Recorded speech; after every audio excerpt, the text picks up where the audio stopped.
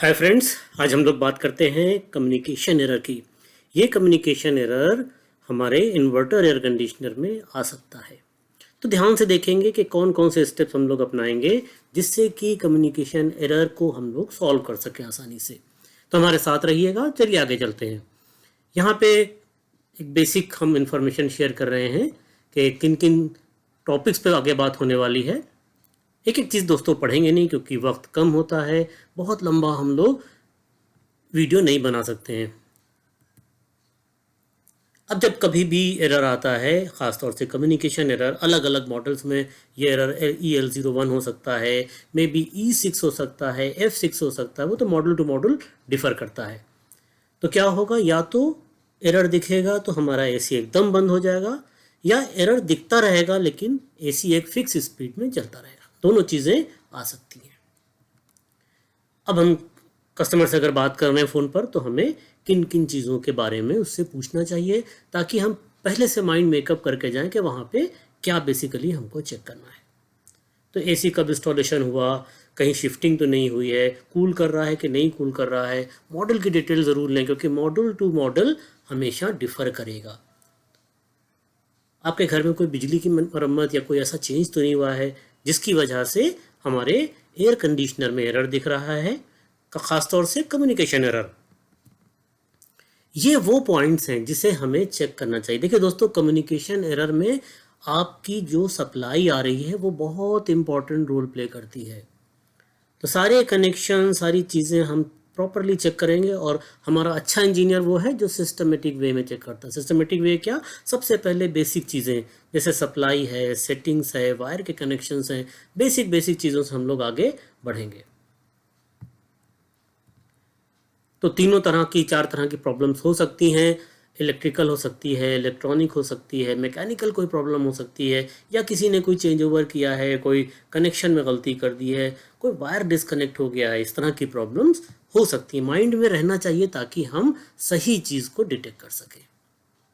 तो अब हम यहाँ पे इसको भी हम दोस्तों पढ़ेंगे नहीं, आप इसको वीडियो को स्टॉप करके इसे पढ़ सकते हैं। एक एक स्टेप दिया गया है कि अगर इलेक्ट्रिकल हम चीज़ें चेक कर रहे हैं, कनेक्टिविटीज़ चेक कर रहे हैं, सिग्नल वायर चेक कर रहे हैं, PCB को चेक कर रहे हैं, आउटडोर की PCB चेक कर रहे हैं, ये सारी चीज़ें हम देखते जाएंगे। अगर ठीक है तो आगे बढ़ जाएंगे, अगर ठीक नहीं है तो उसको हमें ठीक करना है। तो आइए इन्हीं सब चीज़ों को हम लोग आगे चेक करते हैं, देखते हैं। बहुत इम्पॉर्टेंट है हमारा फेस न्यूट्रल अर्थ का सही होना। इलेक्ट्रिसिटी कनेक्शन की बिना पर ही हमारे एयर कंडीशनर और बहुत से अप्लायंसेस चलते हैं। अगर इलेक्ट्रिसिटी प्रॉपर नहीं है तो हमेशा परेशानी का सामना करना पड़ेगा। फेस राइट में, लेफ्ट में न्यूट्रल और ऊपर अर्थ का पॉइंट होना ही चाहिए। घर में अर्थिंग नहीं है, महल्ले में अर्थिंग नहीं है, शहर में अर्थिंग नहीं है, AC को इससे कोई लेना देना नहीं है। डिज़ाइन इस तरह से किया गया है कि अर्थिंग होना चाहिए। सारे अप्लायंसेज ऐसे होते हैं। अर्थिंग दो चीज़ों से बहुत हमारी मदद करती है। एक, जान बचाती है। दूसरा, घर में होने वाले शॉर्ट सर्किट्स को अर्थिंग बचाती है। आग लगना, घर की प्रॉपर्टी का जल जाना, ये सब सारी चीज़ें अर्थिंग नहीं है, प्रॉपर फ्यूज़ नहीं लगा है, प्रॉपर MCB नहीं है, तो ज़्यादा बढ़ जाती हैं ये चीज़ें। तो दोस्तों ध्यान कीजिए, अर्थिंग का होना बहुत इम्पॉर्टेंट, बहुत ज़रूरी है। यहाँ पे हम कुछ कनेक्शंस की बात करेंगे जिसमें कि क्या बेसिकली होना चाहिए। राइट में फेस, लेफ्ट में न्यूट्रल, ऊपर अर्थ। अर्थ और न्यूट्रल में कोई सप्लाई नहीं, फेस और न्यूट्रल की सप्लाई और फेस और अर्थ की सप्लाई सेम होना चाहिए। अगर इसका उलट है तो ज़रूर चेक कीजिए। हमेशा प्रॉपर इलेक्ट्रिकल कनेक्टिविटी होना ही चाहिए। Yes, this is the correct way. अब यहाँ पे हम लोगों को वायर्स को चेक करना होगा कि इनडोर से आउटडोर को जाने वाली जो वायरिंग है कलर वाइज मैच करना चाहिए। अगर हम इनडोर से सिग्नल में मान लीजिए ब्राउन वायर ले जा रहे हैं तो आउटडोर के सिग्नल में भी सेम कनेक्शन। इनडोर से रेड वायर, आउटडोर के कनेक्शन में भी सेम कनेक्टिविटी होना चाहिए। गलत होगा तो 100%, अगर फेस और सिग्नल में चेंज आ गया तो आपकी इनडोर की PCB ही जल जाने वाली है। तो किसी हम हेल्पर को या किसी ऐसे व्यक्ति को ये काम नहीं करने देंगे जो अनट्रेंड है। फेस न्यूट्रल अर्थिंग अपनी जगह पे हो, सिग्नल पॉइंट अपनी जगह पे हो, इनडोर के कनेक्शन, आउटडोर के कनेक्शन बिल्कुल सही होना चाहिए। और गलती से अगर हमने फेस डाल दिया इनडोर पे, ख़ास तौर से सिग्नल पॉइंट पे, तो हमारी इनडोर PCB ख़राब हो जाने वाली है। तो कनेक्शंस का, कनेक्टिविटीज़ का हमेशा ध्यान दीजिए। हमारे इन्वर्टर, एयर कंडीशनर में बहुत ज़रूरी है अर्थिंग, बहुत ज़रूरी है फेस न्यूट्रल का अपनी जगह होना, बहुत ज़रूरी है सिग्नल पे सिग्नल का वायर कनेक्ट होना। तो इंडोर से आउटडोर को आप कनेक्टिविटी चेक कर सकते हैं। जितने भी हमारे स्मार्ट इंजीनियर्स हैं उन सब को क्लैरिटी होती है कि कहाँ पे हमारी क्या सप्लाई आना चाहिए। फेस न्यूट्रल की जो सप्लाई है वही फेस अर्थिंग, वही फेस सिग्नल। इसी तरह से अगर हम अर्थ और न्यूट्रल में देखेंगे तो कोई कनेक्टिविटी नहीं होना चाहिए। न्यूट्रल और सिग्नल में डीसी सप्लाई मिलेगी और ये वेरिएबल सप्लाई मिलेगी, चलती हुई सप्लाई मिलेगी। 6, 7, 8 वोल्ट डीसी से लेके 18-20 वोल्ट डीसी तक हो सकती है। तो सिग्नल वायर की कनेक्टिविटी बहुत ज़रूरी है। बार बार हम लोग इसके बारे में बात कर रहे हैं, ध्यान से देख लीजिए, ऐसा ही करना है।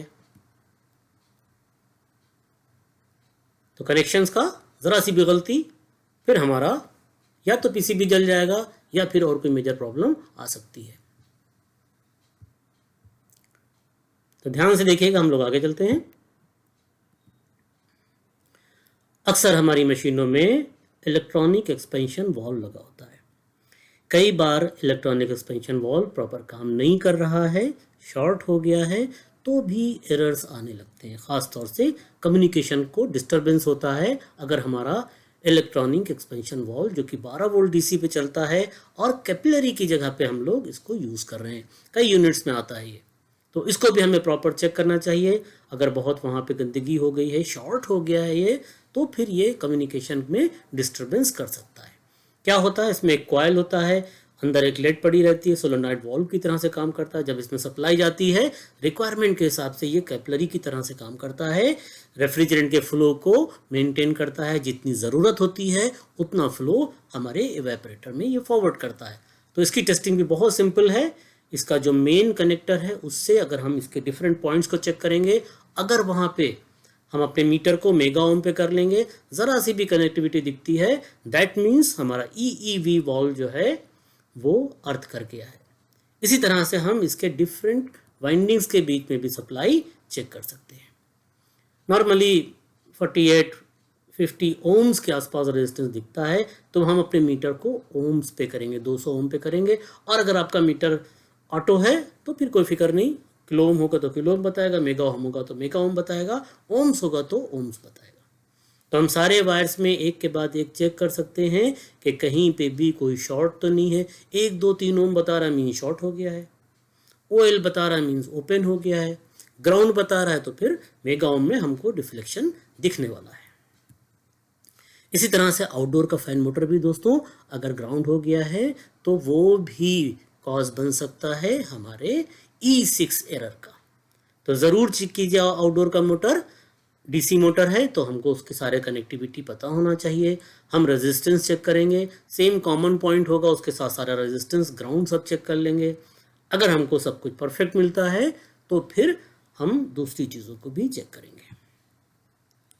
इसका एक वीडियो भी है हमारा, वो आप जाके देख सकते हैं। एक रिएक्टर हमारा लगा रहता है, एक ट्रांसफार्मर ऐसा होगा, या मे भी किसी किसी पीसीबी में ऊपर भी दिखता है। ये ट्रांसफार्मर पीसीबी के नीचे दिखेगा। इसका रेजिस्टेंस हम चेक कर लेंगे। नॉर्मली इसका रेजिस्टेंस जो है वो 5 ओम से कम होता है। इस तरह से इसका रेजिस्टेंस चेक करेंगे तो आपको ये 5 ओम से कम मिलेगा।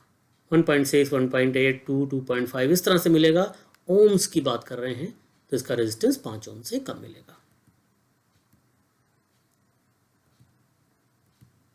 इसी तरह से दोस्तों अगर इंडोर आउटडोर से मैच नहीं कर रहा है, बहुत बार हम आउटडोर दूसरा इंडोर दूसरा लेके पहुंच जाते हैं, शक्ल में एक दूसरे के मिलते जुलते होते हैं, तो क्या होने वाला है, कभी भी नीचे वाला ऊपर वाले से कम्युनिकेट नहीं कर पाएगा अगर सेम मॉडल नहीं है तो। देखिए दिखने में हो सकता है एक जैसे लगे, लेकिन अगर डिफरेंट मॉडल्स हैं तो एक दूसरे से मैच नहीं करेंगे। थैंक यू दोस्तों। तो ये हम लोगों ने देखा E6 एरर को कैसे सॉल्व कर सकते हैं और 100% आप कर लेंगे, तो परेशान होने की ज़रूरत नहीं है। कोई भी एरर कोड आता है, अगर आपने ट्रेनिंग ली है तो आप 100% उसको सॉल्व कर लेंगे। थैंक यू दोस्तों।